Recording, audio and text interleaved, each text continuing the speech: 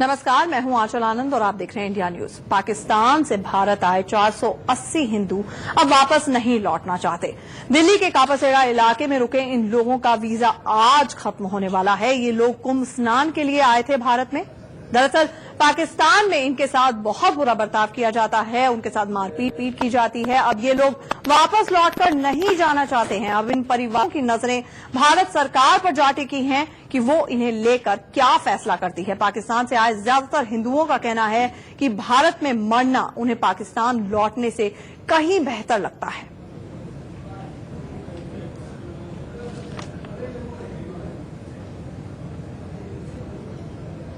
$480 लोग पाकिस्तान से भारत आए हैं। उनकी निगाहें केंद्र सरकार पर टिकी हैं, दिल्ली सरकार पर टिकी हैं। और सोचिए कि क्या गुजर रही होगी, क्या बीत रही होगी उन मां पर, उन बच्चियों पर जो कि वहां से यहां पर आई हैं। हम आपको अगर एक पर्टिकुलर इंस्टेंस की बात करें, भारती नाम की महिला हमारे साथ इस वक्त मौजूद है, हमारे साथ स्टूडियो में है, जो अपने कुछ दिन के बच्चे, 3 या 4 दिन के बच्चे को पाकिस्तान में ही छोड़कर आई हैं। क्यों? क्योंकि उन्हें अपने दूसरे 8 बच्चों की जान बचानी थी। जी हां, वहां पर रहना मतलब अपनी जान से हाथ धोने जैसा है। हमारे साथ भारती यहां पर मौजूद हैं। भारती, आपसे सबसे पहले ये जानना चाहूंगी, आपका बच्चा कितना छोटा था और वहां पर छोड़ के आई? क्यों छोड़ के आना पड़ा? 3 दिन का था। 3 दिन का छोड़ के आ गई। मेरा बच्चा तेरे बच्चे से प्यारा है, सबको बच्चा प्यारा। मैं ऐसा जुल्म हुआ हमारे साथ। वो जाते हैं मुंह ढांक के जाते हैं जुल्म होता है हमारे साथ। बहुत जुल्म। 8 बच्चा में लेके वापस आ गई। हिंदुस्तान में आ गए तो 4 लड़की है, 2 लड़के हैं। मैं इसकी जान बचाने के लिए आ गई। मैं तो दबाव के इधर रह गई। मेरे बच्चे कैसे दबाव रह गए इधर तो पढ़ाई लिखाई भी नहीं है। 4 नया बच्ची जाती है, इसको कैसे मैं पढ़ाऊंगी? इसके लिए मैं इधर ले गई हूँ। आप अपने बच्चे को, 3 दिन के बच्चे को किसके पास छोड़कर आई हैं भारती? मेरे ससुराल के भाई के पास है। जी, तो आप वहां पर जब फैसला लेना था, 3 दिन का बच्चा, उसका कौन ख्याल रखा होगा?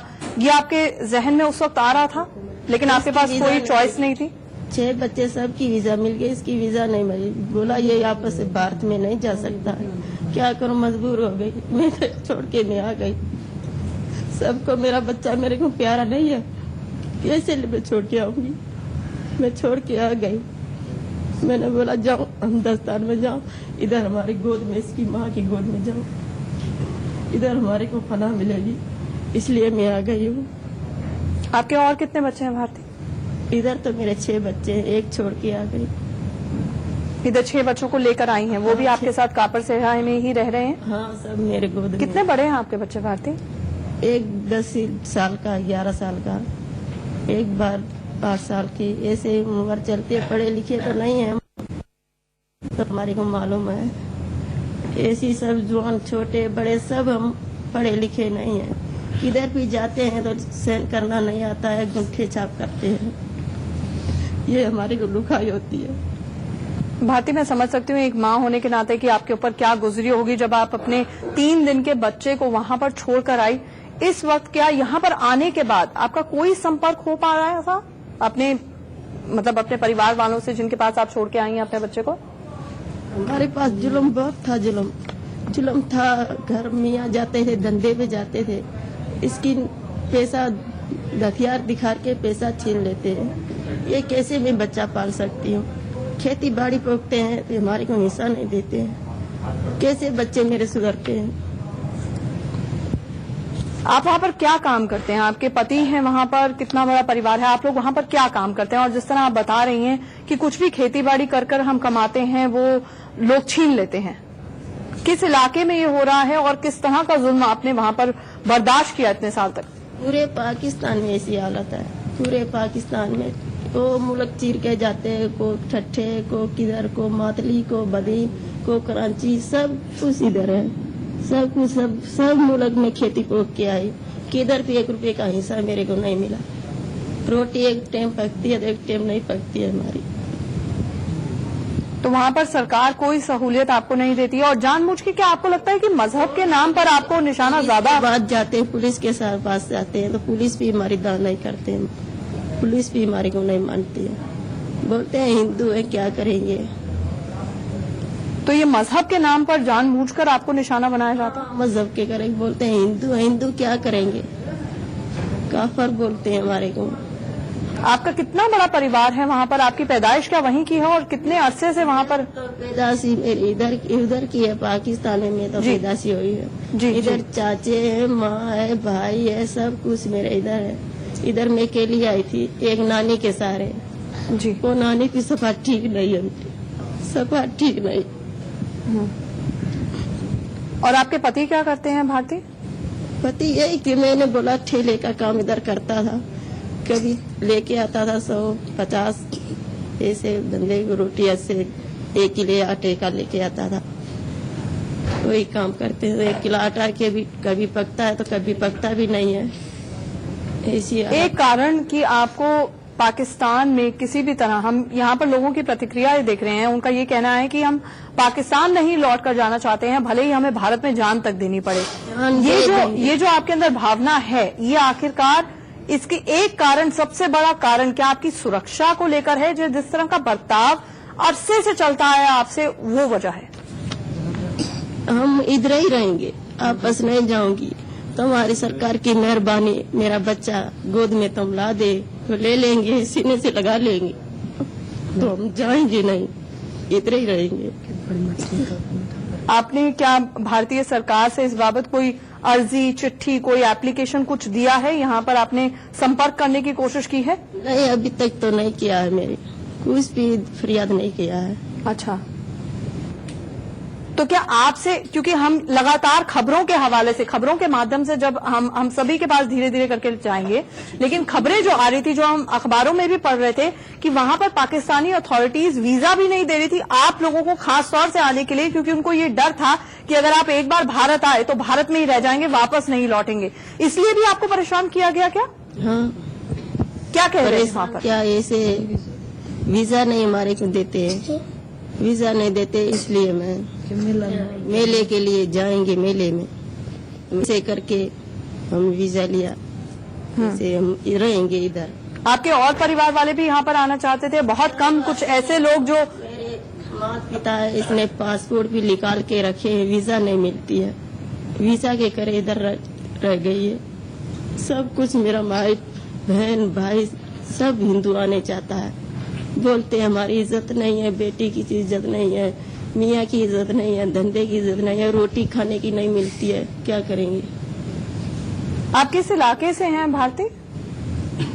किस इलाके, कहाँ के रहने वाले हैं पाकिस्तान में? हम हैदराबाद का, सिंध का, हैदराबाद सिंध के इलाके के। सिंध के हैं। जी, मैं आपके पास लौटूंगी भारती। तो आपने एक महिला का दर्द देखा जहां पर जिसको अपने 3 दिन के बच्चे को पाकिस्तान में ही छोड़कर भारत आना पड़ा, क्योंकि उसके पास चुनाव करना था उसे कि अपने 6 बच्चों की जिंदगी देखे या फिर उस एक बच्चे को जो कि 3 दिन का था, जिसे पाकिस्तान में ही छोड़कर उसे वहां पर आना पड़ा, क्योंकि उसके पास और कोई चारा नहीं था। हमारे साथ आपसे भी मैं जानना चाहूंगी, हम इन बच्चियों के पास भी आएंगे जिनको खास तौर से प्रताड़ना झेलनी पड़ती है। मैं आपसे जानना चाहूंगी, अगर आप माइक पास कर सकें कृपया, आपसे ये जानना चाहूंगी कि अब यहाँ पर क्या कोई आया है आपकी सुध लेने के लिए? अब यहाँ पर आए हुए भी आपको काफी दिन बीत चुके हैं, क्या किसी ने आपसे संपर्क साधने की कोशिश की है यहाँ पे? हिंदुस्तान में तो सिर्फ हमारा माए बाप जो भी है, मेहर सिंह है, और तो कोई भी नहीं आया है। संस्था वाले आए हैं जो हमें कुछ राशन पानी दे जाते हैं, और जो सरकार की तरफ से तो अभी तक कोई नहीं आया है, कोई भी नहीं आया है। सरकार की तरफ से कोई नहीं है अभी तक। सरकार की तरफ से कोई नहीं आया है। आप कुछ कहना चाहेंगे? कि ये आपका जिक्र कर रहे हैं, हम आपसे भी जानना चाहेंगे कि यहाँ पर ये इनकी भावना है, ये इनका भाव है, बस ये कहना है कि हम अब पाकिस्तान नहीं जाएंगे। अब ऐसे में ये कहीं ना कहीं दुविधा की वजह भी हो सकती है, क्योंकि इसमें काफी प्रैक्टिकलिटीज इन्वॉल्व हैं कि अजाइलम मिले, ये लोग कैसे रहेंगे यहाँ पर, इनका वीजा आज की तारीख में ही खत्म हो रहा है, और जैसे कि इनका कहना है अभी तक सरकार ने, किसी ने इनकी सुध नहीं ली है, कोई नहीं आया आपसे बातचीत करने के लिए। मैं तो यही कहना चाहता हूँ, इनका इनका वीजा की तो बात छोड़ो, इनकी नागरिकता 1947 से इस देश में है। जब भारत का विभाजन हुआ था, जब केवल मुसलमानों ने पाकिस्तान देश मांगा था, पाकिस्तान तो ये मुसलमान हैं, ये तो हिंदुस्तानी हैं। इस भारत सरकार को इनकी सुध लेनी चाहिए। जैसे डॉक्टर मनमोहन सिंह 1947 में पाकिस्तान से आया था, लाल कृष्ण आडवाणी आया था और इंदिरा गुजराल आया था। जब ये प्रधानमंत्री बन के बैठ गए यहाँ पर और गृह मंत्री रह चुके हैं, बन चुके हैं ये अपना लाल कृष्ण आडवाणी जी, उनकी नागरिकता इस देश में कैसे बनी हुई है? प्रधानमंत्री ये डॉक्टर मनमोहन सिंह कैसे बना हुआ? ये भी लाहौर से आया था। जब उनका हक इस देश में है तो इनका हक कहाँ गया? इनका हक 1947 से इस देश में बना हुआ है। इनकी नागरिकता बकाया है इस देश के ऊपर। इनकी नहीं, जितने भी नॉन मुस्लिम हैं पाकिस्तान में, बांग्लादेश में, 1947 से उनकी नागरिकता इस देश में बनी हुई है। मैं ये कहना हूँ बकाया है इस देश के ऊपर। और इस देश को जितने भी मेरे बहन भाई हैं वो नरक का जीवन। अगर इसे देखिए इसको अगर मजहब के नाम पर ना देखा जाए, थोड़े कुछ क्षणों के लिए अगर मजहब के नजरिए से ना देखा जाए, क्योंकि जिस तरह भारती भी बता रही थी कि पाकिस्तान में इन्हें प्रताड़ित ही इसलिए किया जाता था क्योंकि मजहब के नाम पर प्रताड़ित किया जाता था, क्योंकि हिंदू हैं। लेकिन हमारा देश एक तरह से सेक्युलर है, यहाँ पर हर मजहब सर्वधर्म संभव है जिसे कहा जाता है। ऐसे में अभी फिलहाल क्या स्थिति है? आप लोगों ने सरकार से बातचीत करने की कोशिश की है? मैंने बातचीत पूरी कर चुका हूँ भारत सरकार से। मैं इनके नागरिकता के paper deputy counsellor Kapashera New Delhi लगा चुका हूँ। साउथ वेस्ट डिस्ट्रिक्ट पड़ता है हमारा। और कॉपी 2 में प्रेसिडेंट ऑफ इंडिया को भी कर चुका हूँ, नेशनल ह्यूमन राइट्स कमीशन को भी कर चुका हूँ और मिस्टर एक्सटर्नल अफेयर्स को मिनिस्टर को भी कर चुका हूँ। और लेकिन अभी तक कोई जवाब नहीं आया। मैं United nation high commission for refugee को कर चुका हूँ और अपना लेफ्टिनेंट गवर्नर दिल्ली, लेकिन वहां से कोई भी अभी तक कम्युनिकेशन किसी प्रकार का उन्होंने हमको संदेश नहीं दिया है। कोई जवाब नहीं आया। मैं चाहूंगी आप माइक यहाँ पर पास कर दें प्लीज। आप तीनों से जानना चाहूंगी, आप तीनों की अभी तक शादी नहीं हुई है और खास तौर से वहां पर महिलाओं को लेकर, सुरक्षा को लेकर, क्योंकि ये तो आप ही लोग भी बता रहे हैं और हम भी जिस तरह से हमेशा से लगातार पढ़ते हैं कि आपकी सुरक्षा को लेकर बहुत बड़ी दिक्कत है कि वहां पर बच्चों को उठा ले जाते हैं। आप ही में से कोई बता रहा था कि बच्चियों को उठा ले जाते हैं। आप वहां पर जब चलती है तो ये सबसे बड़ा डर है, इसलिए पाकिस्तान नहीं जाना चाहती? ये डर है। जब हम घर से बाहर निकलते हैं हम छेड़छानी करते हैं, हमको बाहर नहीं निकल, हम डर के मारे बाहर नहीं निकलते थे कभी। जब हम बाहर निकलते थे तो हर कोई हमें बुलाता था, लेकिन हम डर के मारे मुंह नीचे करके हम चले जाते थे। हमें काफी डर था कि हम कभी बाहर नहीं निकले थे, घर से बाहर नहीं निकलते थे, घर से बाहर तक नहीं निकल पाते। पढ़ाई, माला आप बताएंगी कि पढ़ाई करके हम चले जाते थे। हमें काफी डर था कि हम कभी बाहर नहीं निकले थे, घर से बाहर नहीं निकलते थे, घर से बाहर तक नहीं निकल पाते। पढ़ाई, माला आप बताएंगी कि पढ़ाई कुछ कर पाई हैं आप लोग बचपन से ही या कुछ? हमें तो कोई पढ़ाता ही नहीं है, हमें कोई पढ़ाई नहीं, हम कोई पढ़ाता ही नहीं। जब हम पढ़ने के लिए डालते थे माँ बाप, तो पहले वो हमें कलमा पढ़ाते थे, फिर कहते थे कि आप पढ़ोगे, लेकिन हम कलमा नहीं पढ़े, हम नहीं पढ़ सके कलमा। अब हमारे धर्म पर बैठ गए बस। धर्म की वजह से आपको लगता है कि आपके लिए कोई पढ़ाई की भी व्यवस्था वहाँ पर नहीं है? नहीं जी, क्या पढ़ाया नहीं जाता वहाँ सिर्फ जी उर्दू और फारसी के मदरसे खुले हुए हैं जी। वहाँ पे सिर्फ वो अपनी दीन तालीम देते हैं। जहाँ यहाँ पे आप जैसे बने हुए हर किसी के लिए, वहाँ पे ये नहीं है कि आप पढ़ोगे तो ये पढ़ोगे। जी, आप माइक अगर पीछे पास कर सकें, आपसे भी जानना चाहेंगे, ये आपका बच्चा है, ये आप इसको लेकर आए हैं, क्या पाकिस्तान में आपका कौन वहाँ पर रह गया है? किसी को छोड़ के आए हैं? कितना बड़ा परिवार आपका यहाँ पर आया है? हमारा बहुत बड़ा परिवार है जी, हमारा बहुत बड़ा परिवार है, भाई हैं, चाचे हैं, दादा हैं, सब कुछ हमारा बहुत बड़ा। मैं अकेली सारे परिवार में आई। बाकी सारा परिवार, आपके पति भी वहाँ पर है? नहीं, मेरा पति यहाँ पे। पति मैं अपने बच्चों को, 6 मेरे बच्चे, मैं अपने बच्चों को मेरी तरह जायल बनाना नहीं चाहती, क्यों तो हम अनपढ़ हो गए। मैं बोलती हूँ मेरे बच्चे मेरी तरह बैल की जिंदगी ना जिए, क्यों तो हम बैल की तरह कमाते थे, वो लोग बैठ के आराम से खाते। ऐसे थे जो हम कमाते, जब भी कमाने घर से निकलते हैं तो हम ये नहीं सोचते थे शाम को लौट के हमारे घर आएंगे जाएंगे। ऐसी जिंदगी थी हमारी। जो हम अपना सिंदूर और टीका लगा के जाते थे तो सब लोग कहते थे ये तुम्हारी यहाँ खून निकल रहा। हमारे मजहब की और धर्म की कोई संबंधी होती थी, मैं बुरा समझते थे, पत्थर को मारने वाले हमारा मजाक उड़ाते थे। हम कहते हम तो दब के रह गए, हमारे बच्चे इस तरह नहीं, हम तो चलो हमें खैर है, हम बर्दाश्त कर लेंगे। आजकल के बच्चों में बर्दाश्त नहीं। मैं कहती हूँ मेरी तरह इसकी जिंदगी बर्बाद नहीं कर। भारत सरकार से मेरी यही प्रार्थना है कि हमारे बच्चों को सीने से लगा लेगा तो बहुत बड़ा अच्छा बने। हमारे को अन्याय चाहिए, क्योंकि हम जिंदगी ऐसी जिंदगी में हमें नहीं जाना फिर वापस। हम मर जाएंगे तो हम बेहतरीन समझते हैं, हम अपने बच्चों के लिए हम ये नहीं समझते अनपढ़ गवार हो। कोई भी हमें कह सकता अनपढ़ है, वो बोलता ये अनपढ़ है, ये हमें पसंद नहीं होता। एक तो पढ़ाई लिखाई में एक हमारा धर्म नहीं है, ऊपर से हमारा जो कमाई धमाई वो भी ले लेते हैं, तो फायदा क्या वो मुल्क में रहने के लिए। हम परिवार से भी हाथ धो के बैठ गए, बस जो भी परिवार हमारा है, जो आया हमारे साथ वो हमारा, नहीं आया तो फिर क्या करें, उसके पास किसके पास है किसके पास नहीं।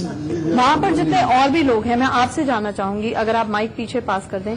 माई आपसे जानना चाहूंगी, आपका तो सारी उम्र लगभग पाकिस्तान में ही बीती होगी, आपने देखा कि पाकिस्तान एकदम से बदल गया है पिछले कुछ दशकों में, पहले कुछ और था, आज एक अलग तस्वीर है, या फिर शुरू से ही वो प्रताड़ना थी? नहीं नहीं नहीं नहीं नहीं, पहले अच्छी बात थी तो उधर थे। अभी अच्छी बात नहीं, सरकार का तो कोई बस नहीं है, वो रैयत ऐसी हो गई है। लड़कियां हमारी बच्ची पढ़ने नहीं जाती हैं, हमको डर लगता है, बच्चियों को हम घर रखते हैं, बच्चों को पढ़ाते हैं तो पहले वो कुरान शरीफ पढ़ाते हैं, फिर पढ़ाते हैं। हमारे बच्चे नहीं पढ़ने जाते, उधर कमाने को बच्चे जाते हैं, खेती पोखते हैं, व्यापार करते हैं, बाग लेते हैं, बजीका लेते हैं और लेते हैं, पैसा लेने को जाते हैं। रात को कोई देख लेता है, गोली को देखो लगा के वो पैसे छीन लेते हैं, उसको मार छोड़ते हैं और खेती पोखते हैं, हारी पे खेती पोखते हैं जमींदार की, कोई 2-3 लाख हो जाता है हारी का, उस पे कर्जा बहुत कर देते हैं। अब तक तुम तो 2 साल 3 साल कमा के हमको खिला, तेरे पैसे अब तक तेरे पर कर्जा है हमारा। जी, आप भी एक बच्ची की माँ हैं, आप बता रही थी, आप भी एक नौजवान। जी, हमको इधर रहना चाहिए, हम बड़े दिल से जी अपने मन से हम इधर आए हैं, तो अपने वतन में अब हम रहेंगे, हम नहीं जाएंगे। सरकार को यही मेहरबानी है, हमारी प्रार्थना है, तो हमको बैठने की कोई जगह ही देवे तो हमारे बच्चे बैठ के आराम करें। जी, आप माइक अगर पास करें। आप भी एक बच्ची की माँ हैं, डर लगता है, सहमी रहती हैं कि कब ना जाने बच्ची के साथ कुछ भी हो सकता है वहाँ पर? मेरा बच्चा गया था कमाने के लिए, वो ना पता हो गया, महीना हो गया नहीं घर पे आया, ऐसे मार के फेंक दिया। मेरे दूसरे पीछे इससे 7 लड़के थे और 6 लड़के, इसको मार के कमाने गया था, पता ही नहीं पड़ा। 3 दिन 4 दिन 5 दिन उधर उधर रो पीटी, सब दुनिया में किसी ने फरियाद नहीं सुनी है। दूसरे मेरे 6 बच्चे, मैं ऐसे बच्चे को कैसे कोई मेरी फरियाद मेरे बच्चे की नहीं सुनी है, ऐसे को मार के फेंक देता, कैसे मुल्क में रह सकते हैं हम? तो इधर आके बोलते हो ये बोलो, हम ऐसे में कैसे रह सकते हैं? आज ये तेरा बेटा तो तेरे को पता चले क्या ये मेरा है, किसी को पता नहीं, मैं माँ को पता नहीं मेरे बेटे क्या हालत हुई, किसने गोली मारी है, किसी ने कैसा मारा, किधर दफनाया, ये हुकूमत ने मेरे को तस्वीर दिया, इसे के अलावा और कुछ मुझे नहीं दिया। ये भी नहीं दे रहे थे, बोला तुम्हारे पास तस्वीर हो गए तो मुझे ला दो, मैं देखूंगा फिर देखेंगे। ये हिंदू का बच्चा है, पता नहीं उसको देखा है कि नहीं देखा, हिंदू समझ के पता नहीं किधर डाला नहीं डाला। मैं अपना भगवान का कसम खाती। आप अपने बाकी बच्चों को यहाँ पर ले आई हैं? मेरे बच्चे लेके मैं भाग गई, मेरे दूसरे भी बच्चे 6 लड़के सारे लेके मुल्क में छोड़ दिया। जो जिंदगी मेरे 6 की कुर्बानी दे दूंगी मैं कभी नहीं जाऊंगी, मेरी भी कुर्बानी दे दूंगी मैं कभी नहीं जाऊंगी। ये मुल्क मुझे देखना नहीं है, कभी भी ये मुल्क में नहीं देखूंगी। जिधर मेरा बच्चा नहीं मिला जिंदा, सब दुनिया मर रही है, सब दुनिया मरती है, किसका नहीं मरा। लाश तो अम्मा के पास होती है, कफन तो डालना पड़ता है, जलाना तो पड़ता। पता नहीं किसने मारा, किस तरह जलाया, किसने फेंका, खड्डे में डाला, क्या हुआ क्या नहीं। और कितना अरसा हो गया आपके बच्चे को गए हुए? 2 साल 3 साल हो चुके हैं। और आप 2 साल से लगातार ट्राई कर रही थी कि यहाँ पर भारत में आ सके? 3-4 साल से मैं पागल कुत्ते की तरह घूम रही हूँ। मेरी फरियाद किसी ने नहीं सुनी। मैं बहुत उधर जाती हूँ पाँव पर, तो मुझे इंडिया में पैदल पिया रही थी। जब मेला हिंगलाज का था, मैंने बोला मैं पैदल जाऊंगी, तभी भी नहीं। फिर ये बोला, दूसरों आदमी ने बोला कि कुंभ का मेला आएगा, इसमें तेरी वीजा लग जाएगी। फिर मैंने बोला बस भगवान पे छोड़ दिया जी। बस मैं एक ऐसी माँ हमारे साथ है और वाकई ये किसी का भी दिल भरा है अगर वो इनकी कहानी सुने। एक ऐसी माँ है जिसका बेटा 2 साल पहले गायब हुआ, पता नहीं चला कैसे गया। आखिरकार एक फोटो के सहारे संतोष करना पड़ा उसे कि उसका बेटा वाकई दुनिया में नहीं है और 6 बच्चों की जान बचाने के लिए आई है। उधर भारती का किस्सा है जो 3 दिन के बच्चे को अपने छोड़कर आ गई है पाकिस्तान में। आपसे ये जानना चाहेंगे हम कि जिस तरह से हम देख रहे हैं ये महिलाएं हैं अपने बच्चों को छोड़ रही हैं, वहां पर पुरुषों को भी यातनाएं दी जाती हैं। आप सब लोग कितने अरसे से लगातार वीजा की कोशिश कर रहे थे, आने की कोशिश कर रहे थे? आप में से कोई अगर बताना चाहे तो। हम टूर वीजा पाए थे। ठीक है। हम रहने वाले हैं सिंध पाकिस्तान के। वहाँ पे जिंदगी समझो एक नरक से भी बदतर कहो, वो जिंदगी थी। वहाँ पे कमाने जाते हैं, कमाई भी है, उधर खाना पीना भी खाते हैं, अच्छी जिंदगी भी थी, पर वहाँ पे इज्जत नहीं है, धर्म नहीं है। क्योंकि इंसान की सबसे बड़ी दौलत एक इज्जत और धर्म है। वहाँ पे ये दोनों चीजें नहीं है। कारोबार करते हैं तो देखते हैं भाई ये आप बचपन से ही, आपका बचपन वहाँ पे बीता, तो बचपन से ही ऐसा था आप लोगों के साथ? ये कितना अरसा पहले ज्यादा यातनाएं शुरू हुई? ये तकरीबन जी 15-20 साल 15-20 साल से। इससे पहले अच्छा था जब हमारा बच्चे छोटे थे, तकरीबन 1988 से पहले की बात है, 82-88 की पहले सही था। ये तक 15-16 साल से ये हालात ऐसे पाकिस्तान हो गए हैं। वहाँ पे तुम देखो, हम तो हिंदू, इनके अलावा भी अलग उधर समस्याएं आए दिन बम फटते रहते हैं। और उसके अलावा जो हमारा हिंदू के साथ जो जुल्म है वो कानून तो और व्यवस्था नहीं है, जान का नुकसान कभी भी हो। हम आपसे ये जानना चाहेंगे कि अब आप भारत आ गए हैं और वापस लौटकर नहीं जाना चाहते हैं, डर लगता है कि आपको भारत सरकार किस तरह से ट्रीट करेगी, किस तरह का रवैया होगा? क्योंकि अभी तक कोई पहल नहीं हुई है, आपकी सुध किसी ने नहीं ली है। किसी ने हमारी सुध अभी तक नहीं ली है। वहाँ पे तो हमारे 47 से लेके जुल्म है हमारे ऊपर, लेकिन 92 से लेके इतना जुल्म बढ़ गया है जिसकी कोई अंता नहीं है। अगर भारत कोई मैच जीतता है तो हम लोगों को 5-5 दिन छुपना पड़ता है। पिछले एशिया कप में विराट कोहली ने 180 रन मारे थे, तो 3 कोहली परिवार की जो हिंदू लड़कियां थी वहां से उठाई गई और हमें 5 बलात्कार किया गया और हमें 5 दिन छुपना पड़ा। लोग हमको ढूंढ रहे थे। मैं मैच देखता था वहां पे, तो ये जो हनुमान प्रसाद है मैच देखता है, इसको मारना है, तो मैं 5-6 दिन छुपा रहा, उसके बाद में निकला। अगर भारत रोज जीतेगी तो हमारी लड़कियां रोज उठेंगी और हमारे पे अत्याचार होगा। हम कितनी देर वहां रहे, क्या क्या करें वहां पे? ये थोड़ा सा मसला है कि भारत मैच जीतता है तो हम पे ये होता है। अगर भारत में जैसे 92 में बाबरी मस्जिद का मसला हुआ, अगर ऐसा मसला भगवान ना करे ना हो, मैं तो बोलता हूँ कोई भी कौम हो, मेरे ख्याल में सब भाई भाई है, हिंदू हो, मुस्लिम हो, कोई भी हो। लेकिन जो लोग ये कट्टरपंथ सोचते हैं कि ये हिंदू है, इनको मार डालें, इसको खत्म कर डालें, तो ये गलत सोचते हैं, ये गलत व्यवहार है। मैं तो ये कहना चाहता हूँ सरकार से कि पाकिस्तान में अगर हिंदुस्तान की सरकार हिंदू है तो उनको शर्म आनी चाहिए। इतनी बात बोल रहा हूँ कि वो पाकिस्तान में एक हिंदू को भी ना छोड़े, उनको मार डालें। जी। भारत में बुला के, लेकिन वहाँ नहीं छोड़े।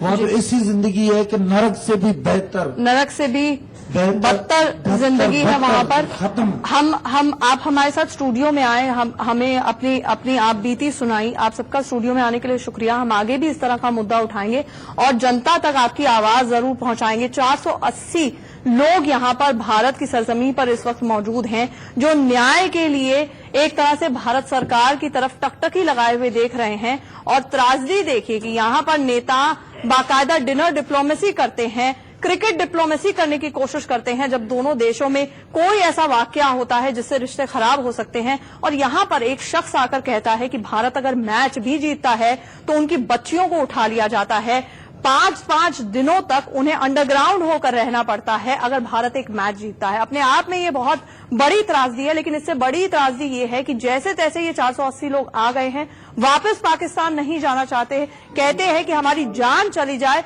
लेकिन भारत में ही हम लोग रहेंगे। ऐसे में अब गेंद भारत सरकार के पाले में है, लेकिन अभी तक तो भारत सरकार ने इनकी सुध नहीं ली है। आगे क्या होता है अभी ये देखना होगा और गेंद सरकार के पाले में है। हमारी लगातार नजर रहेगी, हम इनकी मुहिम आगे भी चलाते रहेंगे। फिलहाल हमारी इस पेशकश में इतना ही। आप देखते रहिए इंडिया न्यूज।